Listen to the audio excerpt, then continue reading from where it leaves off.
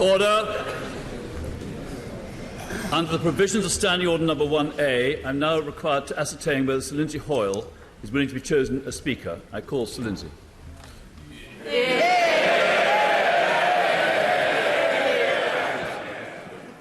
Thank you, Father of the House. First of all, I'd like to thank the constituents of Chorley for allowing me to put myself forward as Speaker.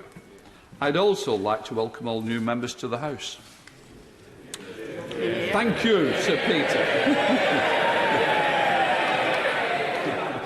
Thank you, Sir Peter. May I say many congratulations on your new role as Father of the House. Of course, this is nothing new to your family. As you know, you've got great history in this role. You have served this place and your constituents for 44.5 years. Just goes to show all newcomers becoming MP, it really can be a job for life. And I don't think this is the end just yet. Can I say it's been an absolute privilege to serve as Deputy Speaker for the last 9 years and as Speaker for a full 2 days.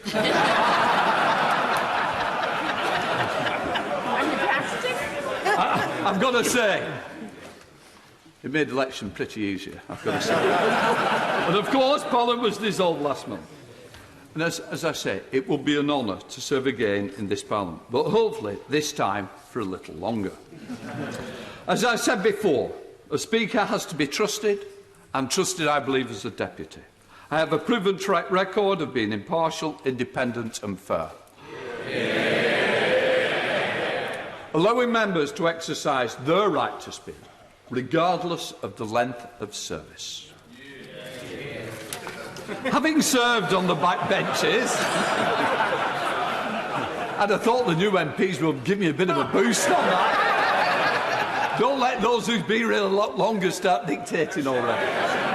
Having served on the backbenchers myself for 13 years, I understand how important it is for backbenchers to be able to hold the government to account and to promote the causes that are dear to them. Are you here? On that basis, I submit myself to the House as your Speaker and your champion, and ensuring that my office is open to all. Thank you.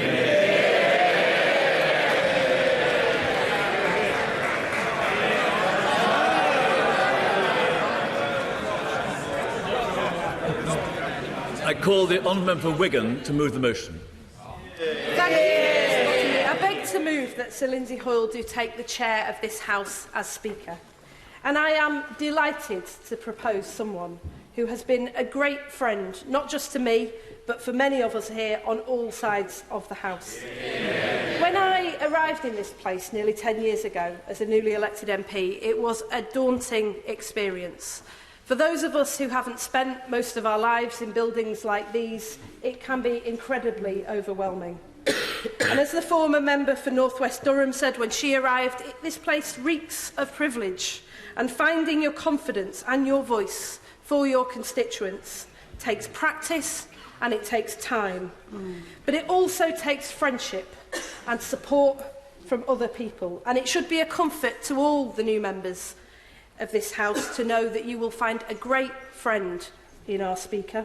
With his typical Lancashire warmth, you will always find his door open for a mug of Yorkshire tea and of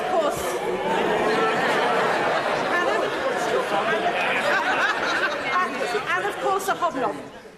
In fact, one of the stories I was told about Lindsay a few years ago was a time when he arrived unannounced, as he often does, in another MP's office, sat down and said, "Right, put the kettle on then." "Yorkshire tea," said the MP. "Absolutely," says Lindsay with enthusiasm, adding, "There's only two good things about Yorkshire, the tea and the M62 taking it back."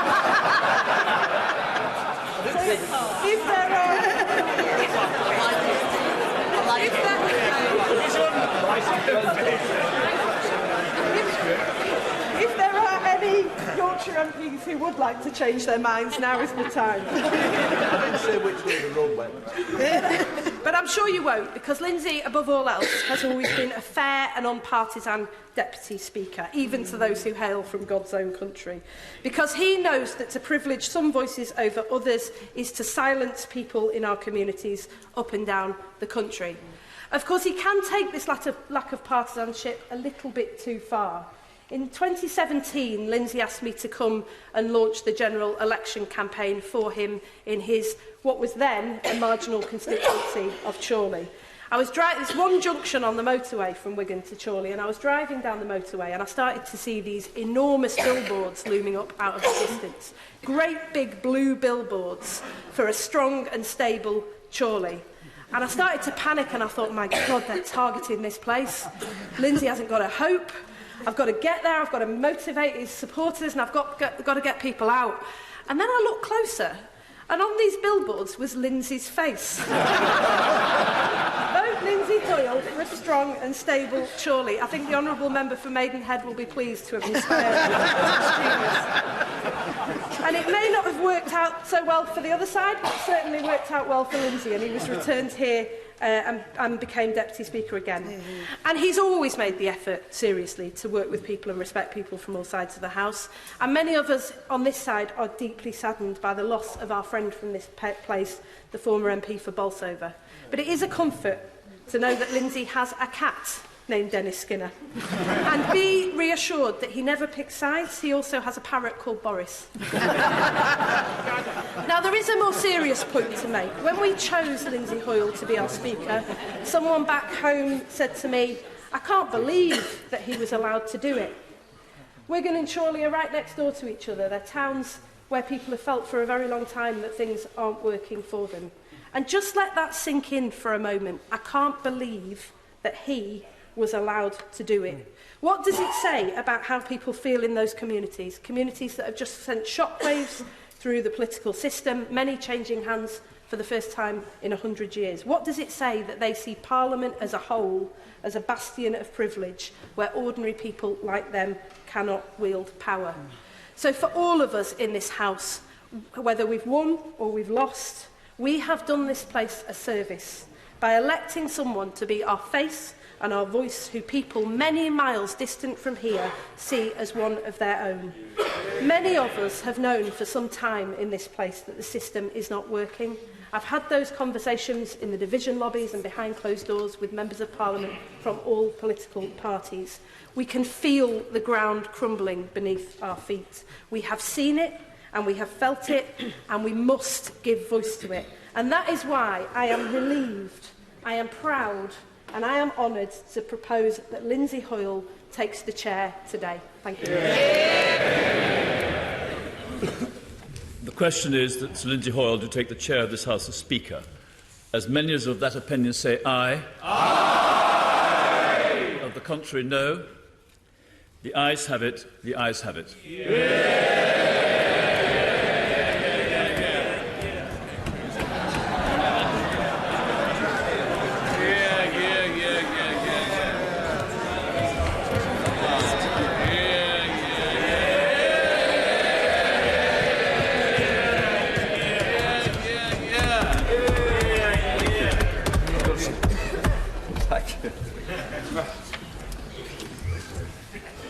Before I take the chair as Speaker-elect, I wish to thank the House for the honour that is again bestowed upon me. I am aware that it is the greatest honour it can give to any of its members. I pray that I shall justify its continuing confidence, and I propose to do all within my power and pressure to cherish its best traditions. Thank you to you, Lisa.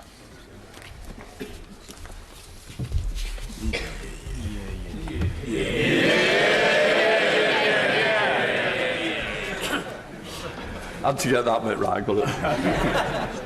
Before I call the Prime Minister, could I just say that we have a very busy day ahead of us with further ceremony in the House of Lords, and most returning honourable members have to be sworn in.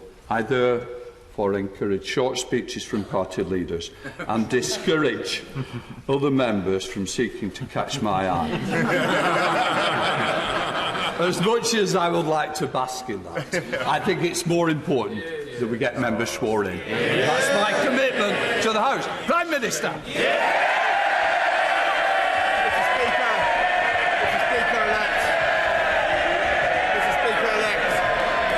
Mr. Speaker-elect, I I'm sure the whole House will join me in sending our condolences to the families and friends of Jack Merritt and Saskia Jones, murdered in the terrorist attack near London Bridge during the election campaign. And we pay tribute once again to the emergency services and to the members of the public for the bravery they showed. Mr. Speaker, and congratulating you on your office and congratulating the honourable right member for Wigan, who's just spoken, I want to say, I don't know about you, Mr. Speaker-elect, but as you survey this House from your eminence, you still Speaker-elect, from your eminence, Mr. Speaker, with the characteristic beam that has brought you such deserved popularity, Mr. Speaker, I don't know what you think, but I mean absolutely no disrespect to those who are no longer with us, Mr. Speaker, but I think that this Parliament is a vast improvement on its predecessor. And indeed, Mr. Speaker, I would say it is one of the best parliaments this country has ever produced, with more female members than ever before, with more black and minority ethnic members than ever before, and it is also, Mr. Speaker, and I incarnated in your person, Mr. Speaker, a vastly more democratic Parliament, because this Parliament is not going to waste the time of the nation in deadlock and division and delay. On Friday of this week, this Parliament is going to put the withdrawal agreement Friday in the pop dipping, as we say in Wales, and then this new democratic Parliament, this People's Parliament, is going to do something, Mr. Speaker. Mr. Speaker, I wonder if you can guess what it is this Parliament is going to do. What is it going to do, Mr. Speaker? Not paying attention. Mr. Speaker, I wonder if you can guess what this Parliament is going to do once we put the withdrawal agreement back. We're going to get Brexit done, Mr. Speaker. I think even your parrot, Mr. Speaker, would have been able to cite that one by now. And we are going to be able to get on with delivering on the priorities of the British people, transforming the NHS, investing massively in education, in police, uniting and levelling up across the country and across the whole UK. And it's my belief that most honourable members in this House believe we should resist the calls of those who would break up the United Kingdom. And as the Parliament of the United Kingdom, we should politely and respectfully defend that partnership and that union. And I can tell the House that after 3.5 years of wrangling and division, we in this government will do whatever we can to reach out across the House, to find common ground, to heal the divisions of our country, and to find a new and generous spirit in which we conduct all our political dealings with one another that will last beyond this immediate season of Christmas goodwill. And in that spirit, Mr. Speaker, I congratulate you once again on your election, and I look forward to months and years ahead under your guidance. Can I call the Leader of the Opposition, Right Honourable Jeremy Corbyn?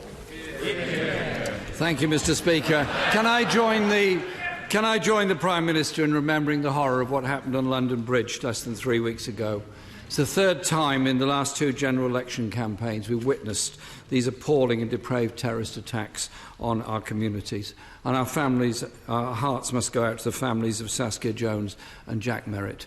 And when the Prime Minister and I attended a memorial event at the Guildhall, we had the honour of meeting, I had the honour of meeting many of the students that had been at college with Jack, and they were just devastated. And in his memory, they wanted his work and his message to carry on. And I think we should remember the very good words of his father, David, about how proud he was of his son on that day.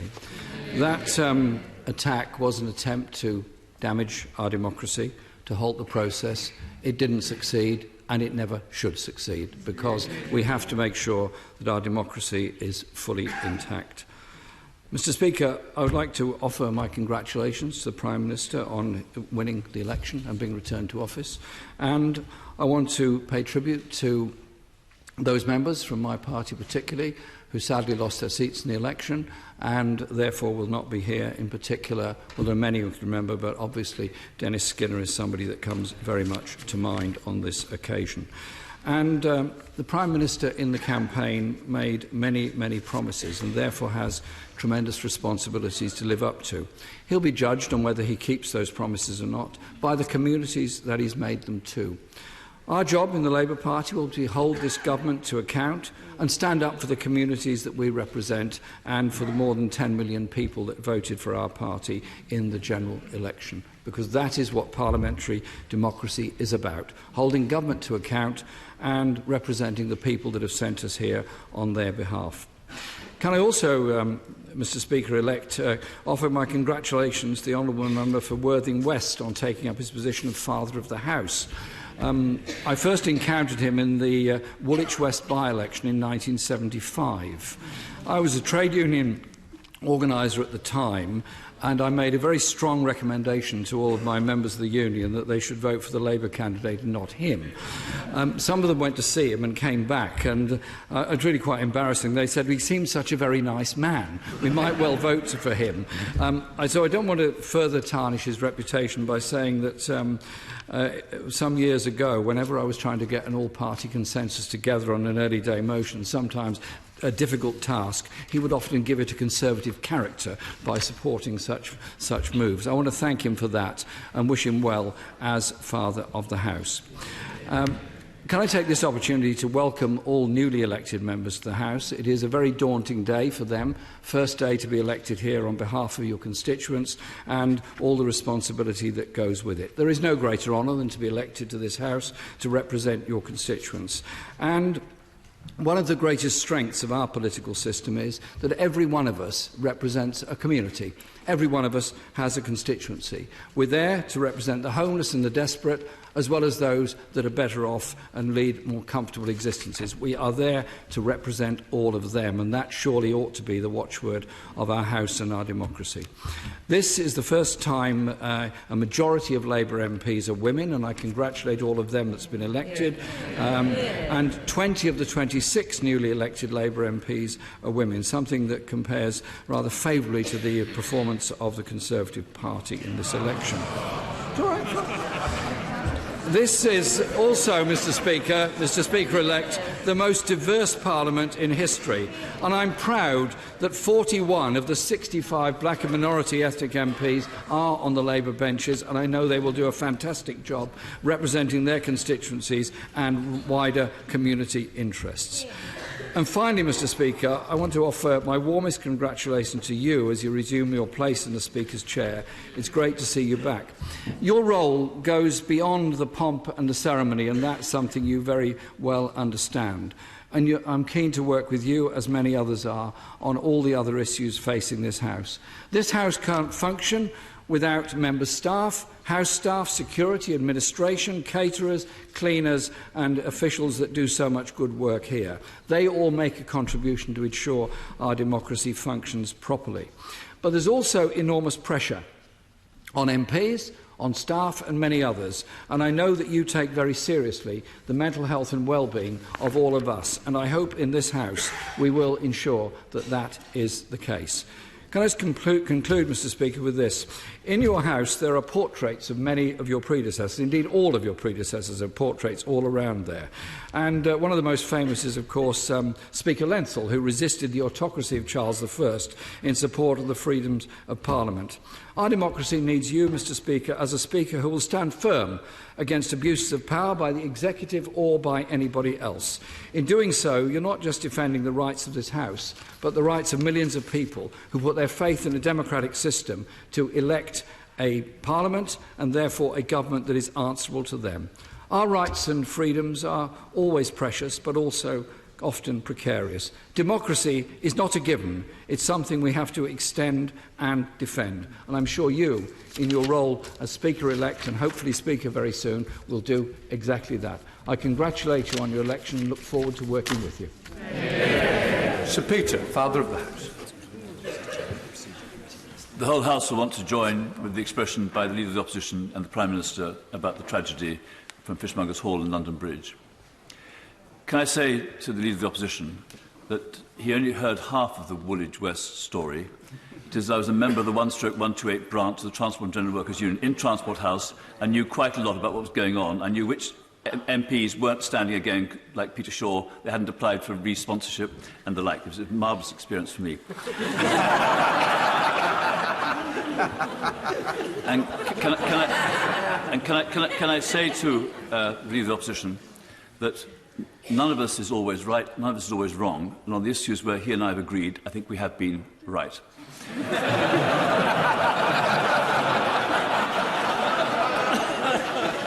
Mr. Speaker-elect, the advice you might give in private, but I'll give in public, to those who are joining us for the first or even for the second time, is that they should listen to their whips, obey the chair, think of the interests of their constituents in the nation, and do what they think is right.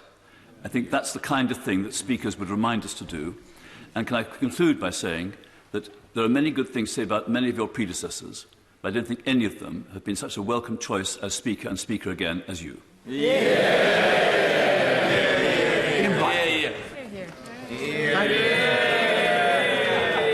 Thank you, Mr. Speaker-elect. And can I associate myself with the remarks of the Prime Minister and the Leader of the Opposition and the absolutely dreadful attacks at Fishmongers Hall and London Bridge? We must all stand together against terrorism and stand up together for democracy.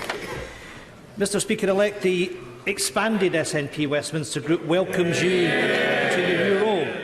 In the previous Parliament, I appreciated the fair and balanced approach taken by the last Speaker and have no doubt that you will conduct proceedings with the same vigour and transparency.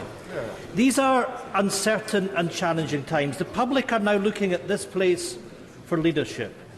We owe it to all of us, all of those who put their trust in us, to conduct debate here with respect and to treat each other with dignity. I wish you, Mr. Speaker-elect, the best wishes from the Scottish National Party, and I look forward to taking the case for Scotland in this new Parliament with integrity and with dignity. All the very best to you, Mr. Speaker-elect. Mr. Speaker-elect, can I give you heartfelt congratulations from these benches and wish you the very best as you manage the proceedings of this House. In your election in the last Parliament, you struck a chord with many members when you spoke about improving the security of members, staff and our families. It is sad to say that you were right to lead on this, not least as we remember the two young victims of the terrorist attack on London Bridge, Saskia Jones and Jack Merritt, two young people dedicated to helping others who we should pay tribute today as this House returns. Mr. Speaker-elect, I was delighted in your acceptance speech before the last election that you spoke eloquently and positively about the speaking rights of smaller parties. And I can assure you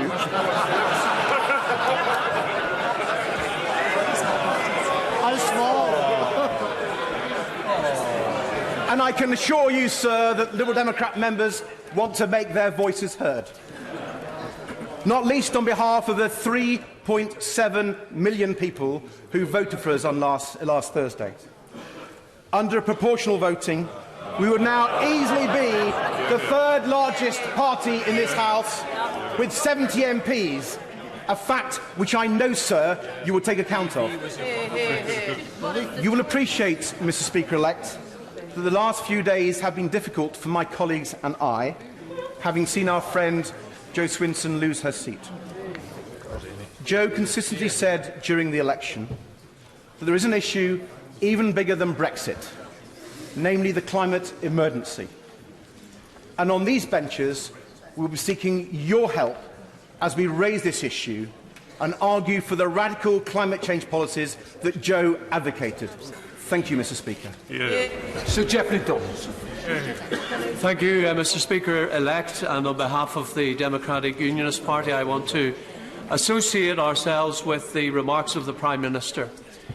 From Northern Ireland, we know all too well the impact that terrorism can have and the devastation it reaps on families, and our thoughts and prayers are with the families of the victims of that atrocity.